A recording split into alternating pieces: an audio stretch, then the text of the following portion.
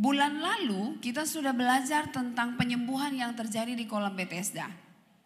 Ya Bapak Ibu, saya percaya bahwa setiap minggu dalam berbagai sudut itu sudah dibahas untuk Bapak Ibu dalam berbagai aspek ya. Nah, jangan lupakan itu. Jangan lupakan itu sebab setiap bulan kebenaran-kebenaran firman yang kita dengar itu akan menjadi bekal buat kita. Semua yang dilepaskan untuk kita semua pagi hari ini dan sebelumnya dalam setiap ibadah, itu tuh menjadi bekal, menjadi pedoman bagi kita. Apa yang Tuhan mau dalam kehidupan kita. Apa yang Tuhan ingin kita, kalau buat saya, apa yang Tuhan ingin kita perbaiki, saya perbaiki dalam hidup saya. Di sisi mana? Ya Bapak Ibu. Jadi setiap kebenaran firman Tuhan yang disampaikan setiap bulan sebelum kita mengakhiri tahun 2022 ini, mari bikin catatan Bapak Ibu. Saya suka bikin catatan. Setiap minggu saya punya catatan. Dan saya dengar lagi.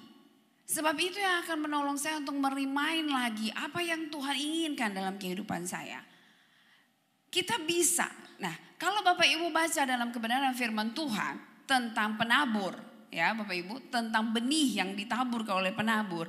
Bapak Ibu bisa lihat bahwa benihnya sama. Betul? Benihnya sama, orang yang menaburnya juga sama, tetapi hasil pertumbuhannya itu beda-beda. Karena hasil pertumbuhannya beda-beda, maka hasil yang dicapai, hasil yang kita terima juga pasti beda. Kenapa firman Tuhan tidak membahas tentang benihnya? Sebab benih itu pasti yang terbaik. Kebenaran firman Tuhan itu pasti terbaik. Tapi firman Tuhan menyoroti di dalam kebenaran firman Tuhan itu dia bahas tentang ada tanah pinggir jalan. Ada tanah semak berduri. Ada lokasi berbatu-batu. Tapi juga ada yang tanah subur. Nah, sebab itu jangan pernah kita bandingkan diri kita dengan orang lain. Kenapa dia mengalami 100 kali lipat? Kenapa saya 20 saja nggak sampai, Bapak Ibu? Yang harus kita lakukan adalah mari kita lihat, cek diri kita masing-masing. Saya ini tanah yang seperti apa? Tanah pinggir jalan, tanah semak belukar, tanah berbatu-batu, atau saya memutuskan untuk menjadikan tanah hati saya itu tanah yang subur. Pada saat kita memutuskan untuk menjadikan tanah hati kita tanah hati yang subur, maka kita akan menghidupi kebenaran firman Tuhan. Firman Tuhan itu akan bertumbuh dan hasilnya akan maksimal. Semua hal-hal yang dibahas dalam kebenaran firman Tuhan yang berkaitan dengan kepercayaan Bapak Ibu, selalu ada kata sesuai dengan kemampuan. Kalau Bapak Ibu mau baca, bicara tentang talenta, bicara tentang karunia yang dipercayakan. Selalu diikuti dengan kata sesuai dengan kemampuan. Artinya adalah bukan karena Tuhan pilih kasih, tapi karena kemampuan kita yang berbeda-beda. Amin Bapak Ibu. Makanya kita jadi orang-orang tidak perlu iri hati satu dengan yang lain. Di muka bumi yang luas ini, tadi kita nyanyikan langit punya Tuhan, bumi sudah diberikan kepada manusia. Di muka bumi yang luas ini, bagian saudara tidak akan pernah ditukar dengan orang lain. Bagian saudara adalah tugas saudara, tanggung jawab kita untuk mengupayakan itu mencapai standar maksimal dalam hidup kita. Dan itu tidak pernah ditukar. Semua dalam segala aspek, ya Bapak Ibu. Nah, mari kita baca satu firman Tuhan pagi hari ini. Dalam Efesus 2 ayat yang 10, Bapak Ibu udah sering baca kebenaran firman Tuhan ini. Efesus 2 ayatnya yang ke-10, firman Tuhan bilang begini, karena kita ini buatan Allah, diciptakan dalam Kristus Yesus untuk melakukan pekerjaan baik yang dipersiapkan Allah sebelumnya. Ia mau supaya kita hidup di dalamnya. Sekali lagi saya baca buat kita semua.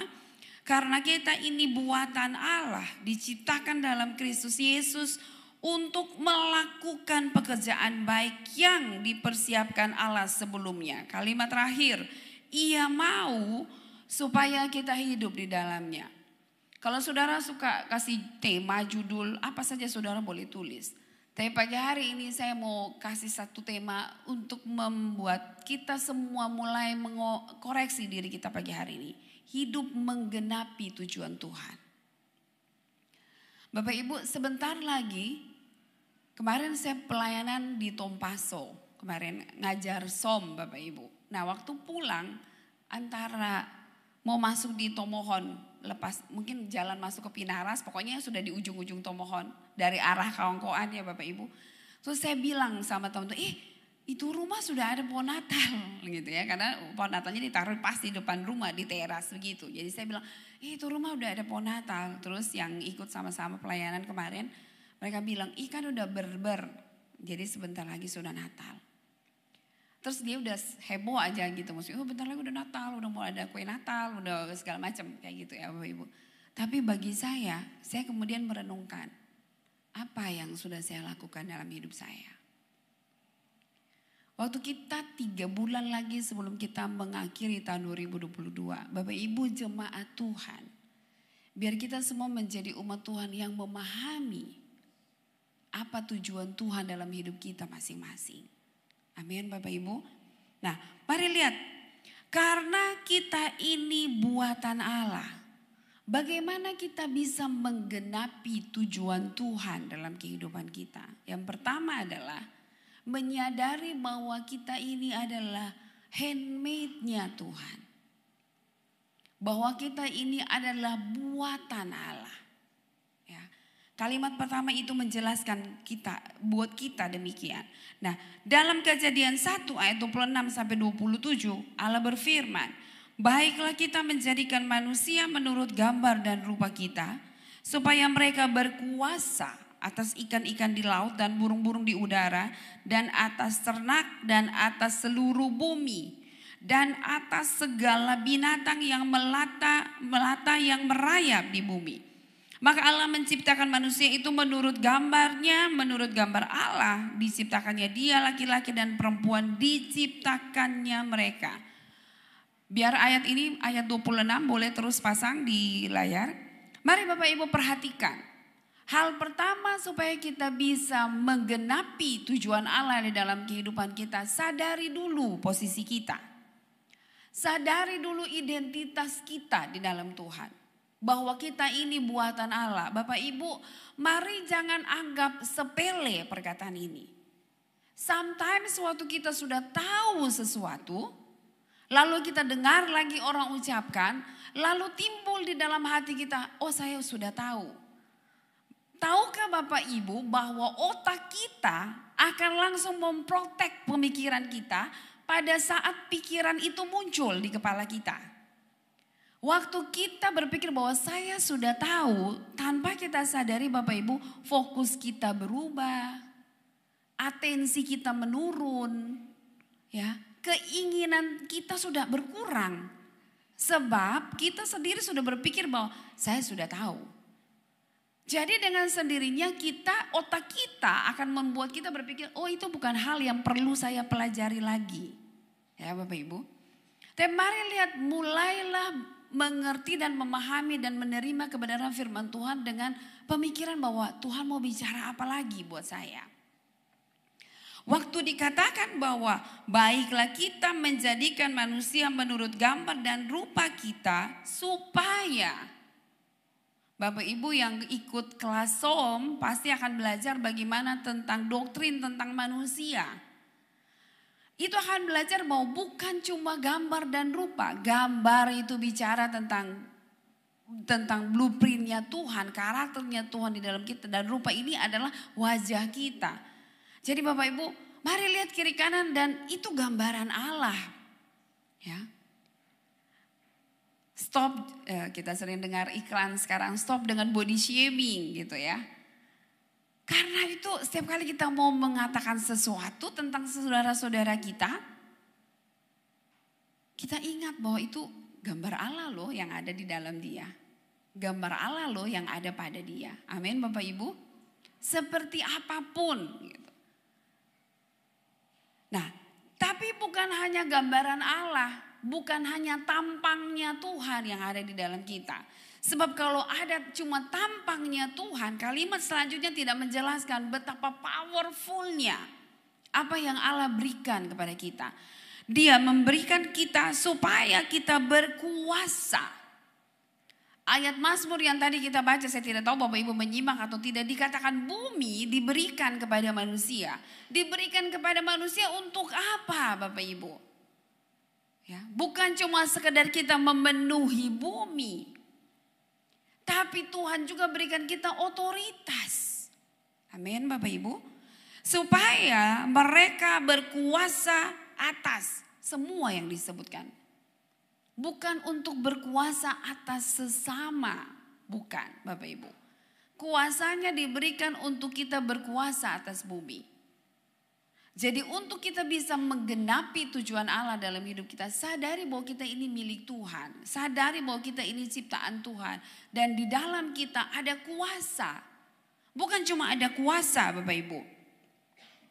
Lalu kemudian waktu Tuhan menciptakan manusia, Tuhan memberikan itu kepada Adam. Dan Tuhan bilang begini sama Adam, menamakan semua binatang-binatang yang diciptakan. Jadi yang pertama yang diberikan Tuhan kepada kita, orang-orang yang menjadi ciptaannya Tuhan adalah kuasa Bapak Ibu. Yang kedua adalah kemampuan, hikmat, kepintaran, keahlian. Itu yang Tuhan berikan kepada kita. Mama saya tuh sering bilang sama saya, kalau orang rajin tidak mungkin tidak makan. Orang itu tidak ada yang bilang nanti jatuh miskin. Selama dia mau kerja apa saja, dia pasti bisa hidup. Kenapa Bapak Ibu? Sebab di dalam kita ada potensinya Tuhan. Jadi mari berhenti untuk memberikan tanggung jawab hidup kita kepada orang lain. Tapi mari mulai pakai semua potensi-potensi yang ada di dalam kita untuk menggenapi tujuan Tuhan di dalam hidup kita. Bahwa Tuhan menciptakan kita bukan untuk hal yang sia-sia. Firman Tuhan di Efesus 2 ayat 10 bilang untuk melakukan perbuatan baik. Tuhan kasih kita untuk melakukan perbuatan baik karena dia sudah melengkapi kita Bapak Ibu. Dia sudah memberikan kemampuan itu bagi kita. Jadi mari mulai memperkatakan firman untuk diri sendiri. Dalam keadaan susah Tuhan kasih saya hikmat. Tolong saya dengan kedua tangan yang Tuhan berikan kepada saya. Dengan kekuatan yang Tuhan berikan. Dengan otak yang ada pada diri saya. Tolong saya untuk mengerti apa yang harus saya lakukan. Amin Bapak Ibu. Supaya kita menjadi orang-orang yang maksimal dalam kehidupan kita. Maksimal tiap-tiap orang itu beda-beda Bapak Ibu. Sekali lagi jangan bandingkan diri kita dengan orang lain. Hidupi saja apa yang sudah Tuhan berikan kepada kita. Cari tahu ya. Apa yang bisa kita lakukan di dalam kehidupan. Nah mari kita lihat kalimat selanjutnya. Karena kita ini buatan Allah diciptakan dalam Kristus Yesus. Kenapa harus ada penekanan kata ini Bapak Ibu? Sebab gini, waktu kita diciptakan pertama kali, manusia yang pertama diciptakan oleh Allah. Dan kemudian jatuh dalam dosa. Betul Bapak Ibu? Dan waktu manusia Adam ini jatuh dalam dosa, firman Tuhan bilang bahwa semua manusia telah berdosa dan telah kehilangan kemuliaan Allah. Dan upah dosa adalah maut. Makanya Rasul Paulus kepada jemaat di Efesus, dia perlu menambahkan kata ini yang berkata bahwa diciptakan kembali dalam Kristus Yesus. Waktu manusia jatuh dalam dosa, mereka kehilangan semua yang Tuhan berikan kepada mereka. Otoritas, kemampuan. Sebab itu waktu manusia jatuh dalam dosa, Tuhan kutuk tanah malahan. Dengan berpeluang kau akan bersusah payah untuk mendapatkan apa yang akan kau makan. Kutuk jadi atas hidup manusia. Tapi lihat, puji Tuhannya, makanya firman itu selalu menjadi kabar baik. Apapun kondisi kita. Bahkan dalam kondisi kita jatuh dalam dosa sekalipun. Firman itu pasti kabar baik buat kita. Makanya ada kalimat diciptakan dalam Kristus Yesus. Ya. Kita dikembalikan kembali dalam level yang semula. Kita diposisikan kembali dalam posisi sebelum kita jatuh di dalam dosa. Dalam Kristus Yesus. Jadi Bapak Ibu, mari mulai menghidupi itu. Iya, saya pernah berbuat salah Tuhan. Tapi dalam Kristus, saya percaya ada kasih karunia baru untuk saya. Jangan tertuduh, jangan menjadi lemah. Tuhan, saya seperti ada di tengah-tengah jalan buntu yang tidak ada jalan keluar. Tapi dalam Yesus, saya diperlengkapi untuk melakukan perbuatan baik. Tolong saya untuk memahami itu. Roma 5 ayat 1-2 bilang begini Bapak Ibu. Roma 5 ayat 1 dan 2. Sebab itu kita yang dibenarkan karena iman, kita hidup dalam damai sejahtera dengan Allah. Oleh karena Tuhan kita Yesus Kristus. Oleh Dia kita juga beroleh jalan masuk oleh iman kepada kasih karunia ini. Di dalam kasih karunia ini kita berdiri dan bikin apa Bapak Ibu? Berdiri dan apa? Bermegah. Jangan bermegah atas kekayaan. Jangan bermegah atas posisi jabatan. Jangan bermegah atas kemampuan kita bahkan. Tapi kita bermegah atas apa Bapak Ibu? Kita bermegah dalam pengharapan akan menerima kemuliaan Allah. Nah, kemuliaan Allah itu bukan kita terima nanti setelah kita meninggal, setelah kita di surga. Bukan Bapak Ibu. Kemuliaan Allah akan kita terima waktu kita melakukan, menggenapi tujuan Allah di dalam hidup kita setiap hari. Amin Bapak Ibu. Jadi yang pertama untuk kita menggenapi tujuan Tuhan, sadar betul-betul bahwa kita ini adalah buatan Allah. Tapi ada pikiran-pikiran yang menyerang kita. Kalau saya buatan Allah, kenapa saya gagal terus? Yang bilang saudara gagal terus itu siapa? Saya selalu percaya gitu loh Bapak Ibu. Sejahat-jahat orang pasti ada hal baik di dalamnya. Kenapa Bapak Ibu? Kadang-kadang kita suka lupa hal yang sepele. Karena kita sering menganggap diri kita lebih baik daripada orang lain. Kenapa saya bilang bahwa sejahat-jahat orang pasti ada hal baik? Bapak Ibu ingat kembali di penciptaan manusia. Allah menghembuskan nafas hidupnya kepada Adam dan Hawa untuk memberikan mereka kehidupan. Setiap bayi yang lahir, saya percaya bahwa Allah menghembuskan nafas hidupnya kepada bayi-bayi itu. Amin. Kepada kita semua. Amin. Saudara percaya bahwa di dalam hidup saudara, waktu saudara hidup sampai hari ini, bahwa ada nafas hidup Allah di dalam kita? Saudara percaya itu? Berarti saudara juga percaya bahwa semua orang yang hidup di muka bumi ada nafas hidup Allah di dalam orang itu.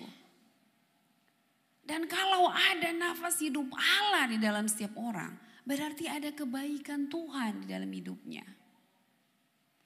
Kalau hari ini dia belum hidup di dalam kebaikan Tuhan, dia belum menunjukkan kebaikan Tuhan, itu karena dia sedang membentengi diri, dia tinggal di dalam ketidaktahuan dia akan Tuhan.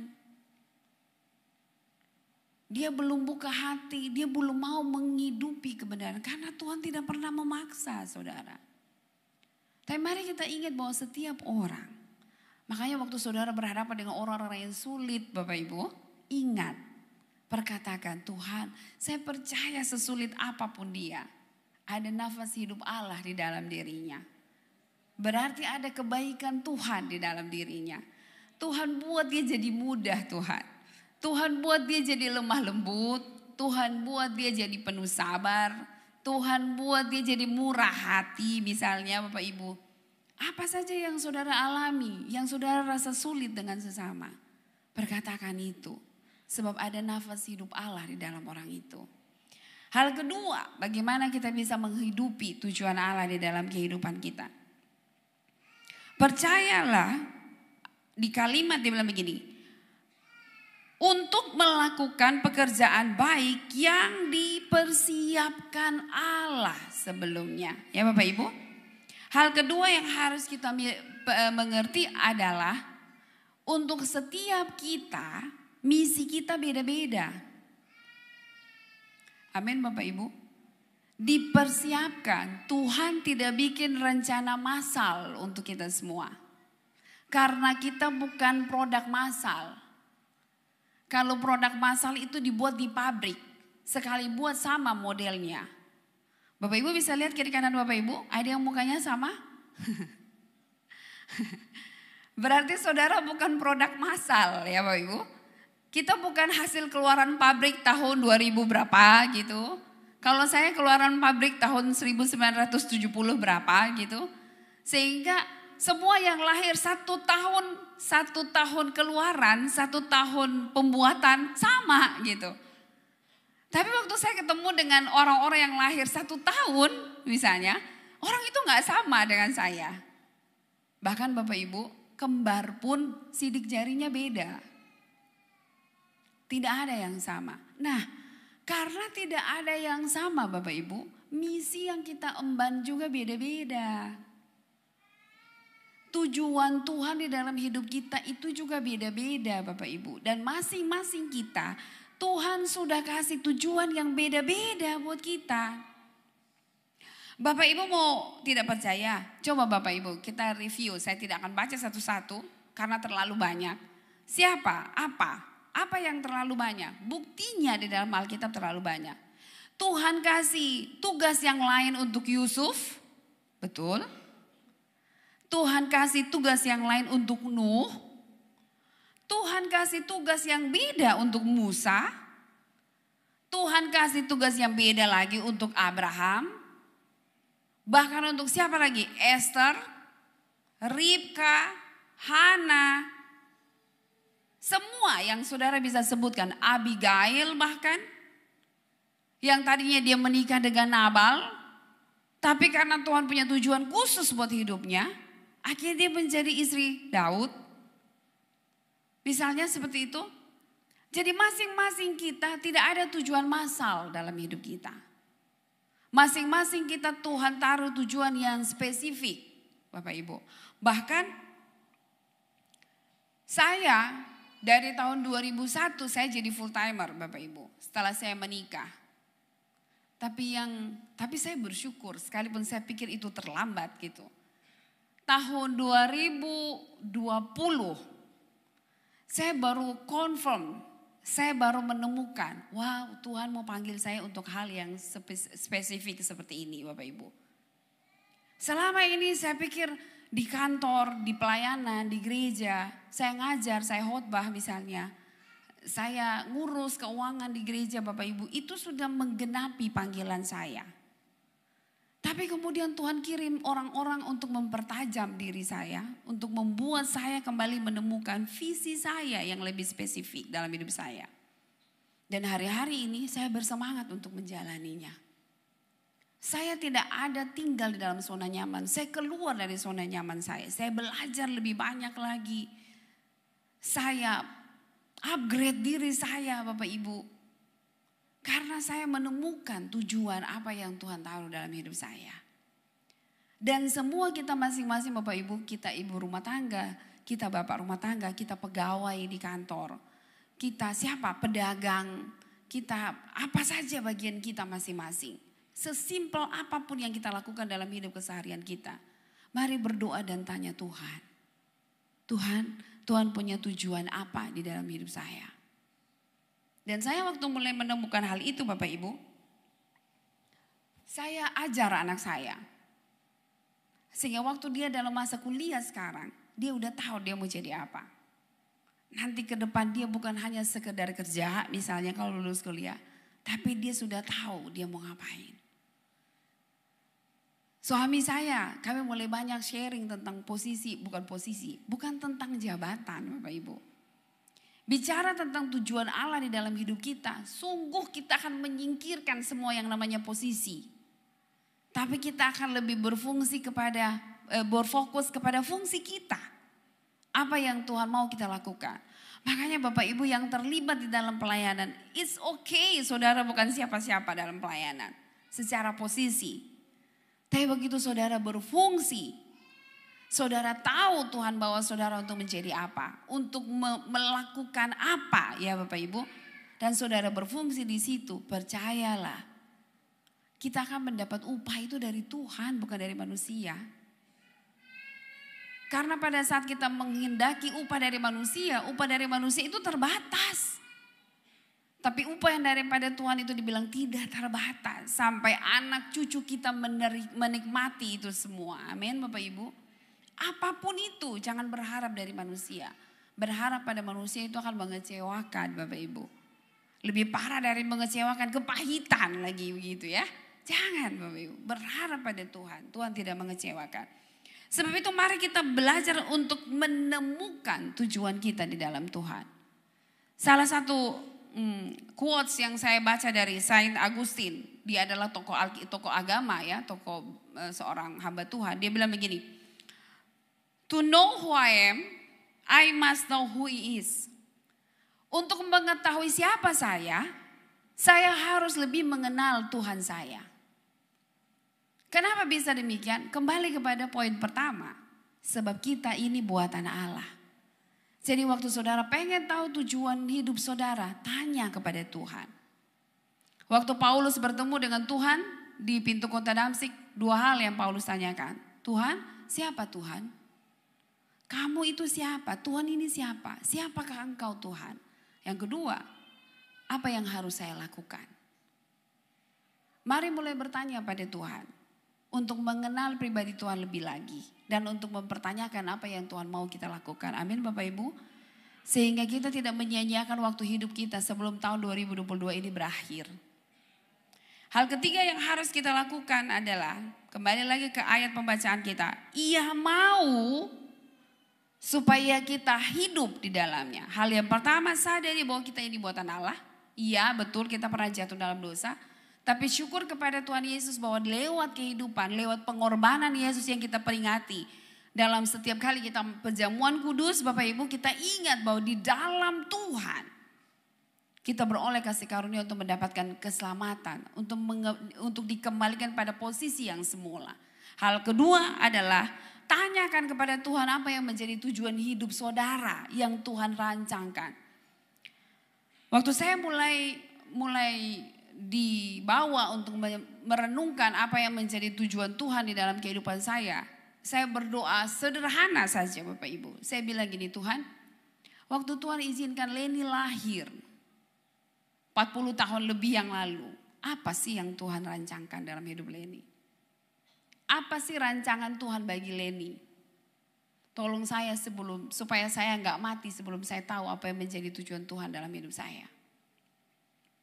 Supaya saya bisa melakukan dan bersyukur Tuhan bahwa saya ketemu dengan orang-orang yang akhirnya membuka saya, membuka pikiran, membuka mata hati saya. Wow, ini yang harus saya lakukan. Sehingga saya masih punya waktu untuk terus belajar, untuk terus menghidupi, untuk terus upgrade diri saya. Untuk menggenapi tujuan Tuhan dalam hidup saya. Dan yang ketiga adalah Tuhan mau kita hidup di dalamnya. Hidup di dalam tujuan Tuhan itu bagaimana Bapak Ibu? Coba mari kita lihat di dalam satu ayat, 1 Petrus 4 ayat 10. Ayat terakhir buat kita semua. 1 Petrus 4 ayatnya yang 10. Firman Tuhan bilang buat kita semua dalam terjemahan baru begini. Layanilah seorang akan yang lain sesuai dengan apa? Karunia yang telah diperoleh tiap-tiap orang sebagai pengurus yang baik dari kasih karunia Allah. Jadi lihat Bapak Ibu, semua dari kasih karunia Allah. Multimedia punyakah terjemahan dalam FAYH? 1 Petrus 4 ayat 10. Oh tidak ada. Sudah langsung ada tanda kali di belakang. Tidak ada. Ya. 1 Petrus 4 ayat 10 Bapak Ibu saya baca yang terjemahan FAYH. Bapak Ibu yang punya handphone boleh lihat.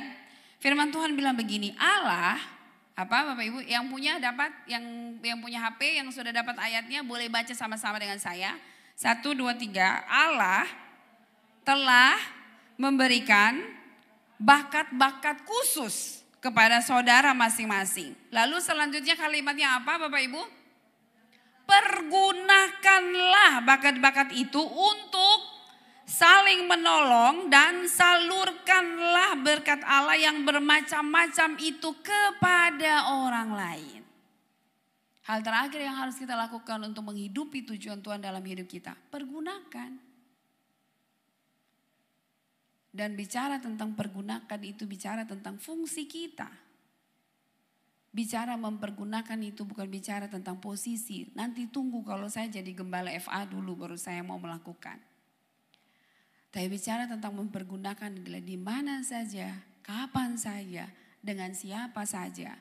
Kita akan mempergunakan apa yang Tuhan sudah berikan kepada kita. Amin Bapak Ibu.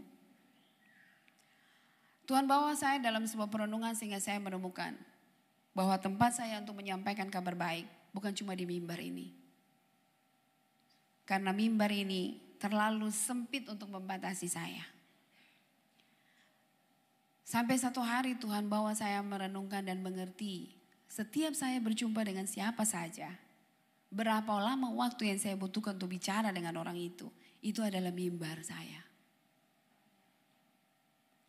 Waktu di mana saya menceritakan bahwa ada pribadi yang mengasihi kita, Anda, saudara, dengan kasih yang tidak terbatas. Pribadi itu menerima kita apa adanya. Tapi pribadi itu menolong kita untuk tidak menjadi apa adanya. Pribadi itu yang akan menolong kita untuk menjadi yang the best dalam hidup kita. Saudara jangan membandingkan diri dengan orang lain. Katakan, Tuhan tolong saya untuk menjadi versi terbaik diri saya yang sudah Tuhan rancangkan bagi hidup saya. Amin Bapak Ibu. Mari jangan mengakhiri tahun 2022 dengan sia-sia. Saudara, saya capek, saya ada saat saya down, tapi saya tidak menyerah. Kenapa? Sebab saya punya tujuan dalam hidup. Orang yang punya tujuan tidak gampang menyerah karena tekanan. Tapi orang yang punya tujuan akan terus berusaha untuk mencapai jalan keluar. Untuk mencapai tujuannya. Seorang pelari, sekalipun dia tidak mampu lagi berlari, tapi dia gak akan berhenti di tengah-tengah lintasan. Sekalipun dia menjadi yang paling terakhir, it's okay. Tapi yang pasti dia pasti berusaha sampai pada tujuan. Mari saudara tanya sama Tuhan, masing-masing kita di tempat ini. Umur kita beda-beda, waktu kita yang tersisa juga beda-beda. Tapi bukan berarti bahwa orang yang masih muda punya waktu lebih panjang, belum tentu. Tapi selama Tuhan masih kasih nafas hidup buat semua kita yang hadir di ruangan ini. Saya mau sampaikan, temukan tujuan Tuhan dalam hidup saudara. Jadilah orang-orang yang mengerti bahwa kita semua buatan Allah. Dan itu berarti ada misi khusus yang Tuhan taruh dalam hidup kita masing-masing.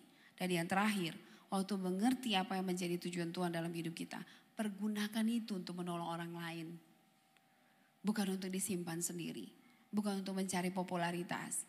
Tapi Tuhan bilang tadi, pergunakanlah itu untuk menolong orang lain. Supaya orang lain juga bisa maksimal. Supaya terangmu bercahaya. Orang melihat perbuatanmu yang baik. Dan apa Bapak Ibu? Memuliakan Bapa yang di surga. Amin. Mari kita tunduk kepala kita berdoa untuk kebenaran firman.